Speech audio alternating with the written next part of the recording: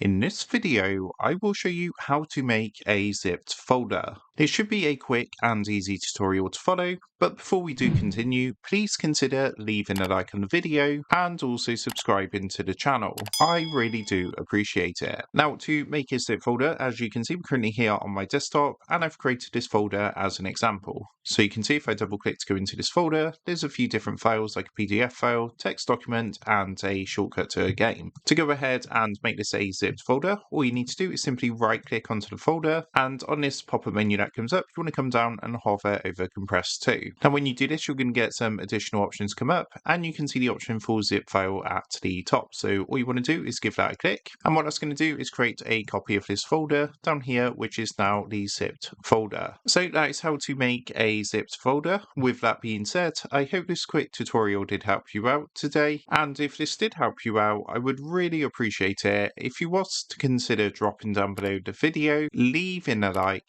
and also subscribing to the channel. With that being said, I just want to take a minute to thank you guys for watching this quick tutorial, and I will see you in the next video.